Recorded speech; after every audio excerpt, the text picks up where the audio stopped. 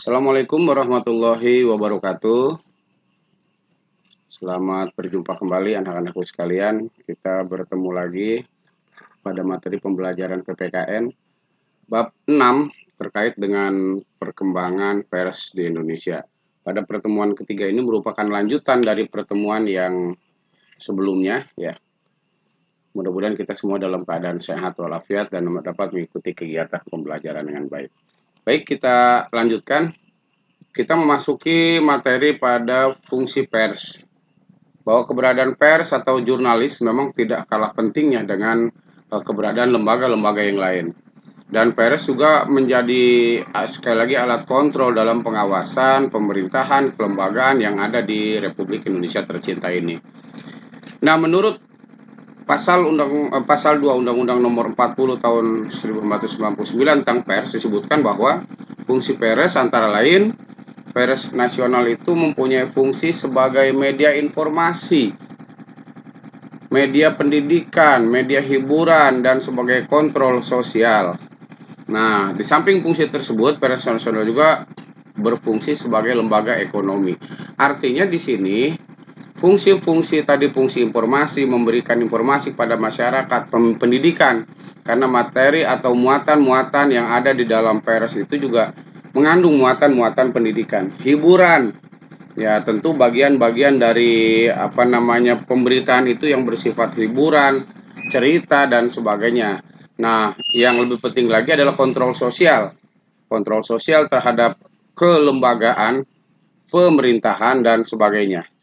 Nah, terkait dengan fungsi sebagai lembaga ekonomi, ini artinya bahwa pers juga mampu melakukan pengembangan ekonomi antara lain dengan penerbitan iklan. Kemudian juga tadi pemberdayaan ekonomi, kerakyatan melalui informasi-informasi ekonomi di sini cukup penting, ya. Kemudian yang lain fungsi pers, masyarakat berlangganan untuk membeli surat kabar karena memerlukan informasi. Pada saat itu yang ramai surat kabar, media, majalah, ya, koran. Ini kan saat itu ramainya media cetak seperti itu. Nah, masyarakat itu membutuhkan itu. Sampai sekarang koran masih ada, majalah masih banyak, tabloid masih banyak, kan kayak gitu, ya. Itu fungsi informasi, membutuhkan informasi setiap harinya. Walaupun sekarang memang sudah banyak sekali media-media online, kita buka handphone, buka gawai, langsung kita sudah ketemu dengan berita-berita terbaru. Kemudian fungsi pendidikan, sebagai sarana pendidikan massa, pers membuat tulisan-tulisan yang mengandung pengetahuan, sehingga masyarakat bertambah pengetahuannya dan wawasannya. Ini tadi terus kemampuan berpikir masyarakat dituangkan dalam tulisan-tulisan sehingga kita dengan sangat mudah membaca itu. Nah, kalau begitu nggak perlu dong lembaga pendidikan, tetap perlu. Kenapa? Karena lembaga pendidikan itu masih ada satu modal itu, keteladanan. Ya, karakter itu masih ada di sana, bentukan karakter masih ada. Dan tidak bisa karakter itu dibentuk hanya melalui tulisan dan media saja, tidak bisa. Nah, karenanya itu penting informasi melalui media massa, melalui pers, tetapi juga kan pendidikan dengan menggunakan guru sebagai gudang ilmunya dalam tanda kutip seperti itu tetap perlu dilakukan. Ada fungsi lain, ada fungsi menghibur. Fungsi menghibur ini kan ada cerita pendek, cerita bersambung, cerita bergambar, teka-teki silang, karikatur. Itu bagian hiburan yang ada di dalam pers, di dalam media massa, di dalam koran, di dalam majalah. Itu berita-berita hiburan. Maksudnya berita atau hiburan bisa dua-duanya. Fungsi kontrol sosial. Nah, fungsi kontrol sosialnya tergantung dalam makna demokratis yang di dalamnya terhadap unsur-unsur bagaimana media massa itu menjadi kontrol yang baik terhadap masyarakat.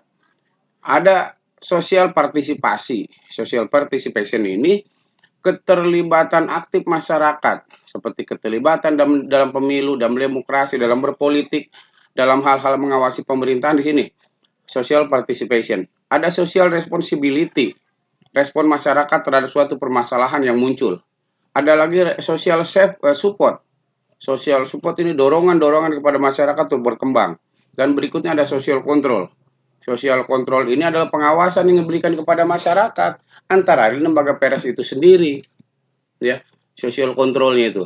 Karena itu yang dibutuhkan, antara lain itu. Kemudian kita lihat peranan pers banyak sekali ini, antara lain pers sebagai lembaga kemasyarakatan yang bisa mempengaruhi masyarakat karena bertindak sebagai komunikator masyarakat. Seolah-olah corongnya gitu loh, colongnya masyarakat untuk berbicara. Nah kalau masyarakat cuma sekedar ya ngerumpi, bahasa bahasa kasar saya ngegibah di antara masyarakat, tidak dipublikasikan, tidak akan didengar. Sehingga butuh lembaga itu. Contoh, ada kerusakan jalan di masyarakat, kerusakannya parah, cuma sekedar dibicarakan, mentok RT, mentok RW, kepala desa, tidak diberitakan. Oleh pemerintah yang mempunyai kewenangan untuk itu tidak akan didengar. Nah, ketika masuk ke pers, ke berita, ke media online, ini akan langsung didengar, gitu, akan banyak diberitakan.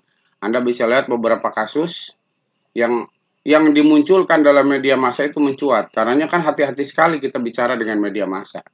Perlu diangkat apa enggak kan itu? Kemudian agar dipercaya masyarakat, pers berusaha menyampaikan informasi yang baru, update ya, update terus ya. Kemudian tetap harus selektif dalam memilih berita, tidak asal. Kemudian minat baca masyarakat terhadap produk pers ini mempengaruhi kehidupan pers itu sendiri. Satu koran tidak ada yang baca dalam satu hari ya bubar itu. Karena oplahnya dia, oplah penjualan itu juga harus diperhatikan. Tidak hanya berita, tapi marketingnya itu sangat penting. Pers sebagai kontrol sosial sangat mengaruhi terhadap pelaksanaan pemerintahan. Pasti itu ya. Kemudian perkembangan pers mengenal dua jenis media massa, ada media massa tradisional dan ada media massa modern. Nah, kita lihat yang tradisional dulu. Yang tradisional ini media massa yang muncul pada saat itu antara lain koran, majalah, radio, televisi, media massa cetak dan media massa elektronik kita kenal itu. Nah, terus berkembang media massa ini yang memang dibutuhkan pada saat itu. Nah, tetapi tetap harus ada seleksi. Film sebelum muncul harus disensor. Berita harus muncul harus disensor. Kalau majalah atau koran itu muncul tanpa disensor maka akan kena apa namanya? Akan pencabutan surat izin usaha penerbitannya. Gitu, ya.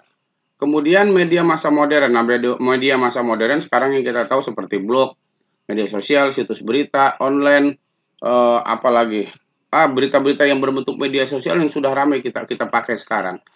Ini juga luar biasa pengaruhnya terhadap perkembangan pemberitaan di negara kita. Nah, misi yang ada, misi pers Pancasila, ya karena memang falsafah kita Pancasila, maka pers nasional pers menggunakan nilai-nilai yang ada dalam Pancasila. Kemudian pers Pancasila harus melihat pemberitaan segala sesuatu secara proporsional. Pers Pancasila harus seimbang memberikan berita dengan konsensusnya kepada demokrasi Pancasila. Pers sebagai lembaga yang bergerak dalam pengumpulan berita ini harus mampu memberantas atau menegakkan keadilan dan memberantas kebatilan. Itu visi yang harus pegang. Jadi tidak asal kita punya berita, hanya hati-hati menggunakan gawai, menggunakan HP, menggunakan media sosial yang akan kita munculkan dalam bentuk berita, hati-hati. Ada undang-undang yang mengatur itu, ya.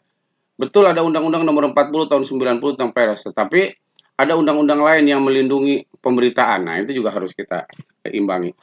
Baik, mungkin itu anak-anakku sekalian untuk materi yang ketiga kali ini. Silakan Anda baca dan nanti kita seperti biasa di pertemuan terakhir kita akan atau pertemuan keempat akan ada latihan. Sukses selalu untuk kita semua, tetap jaga kesehatan. Saya tutup bila itu. Assalamualaikum warahmatullahi wabarakatuh.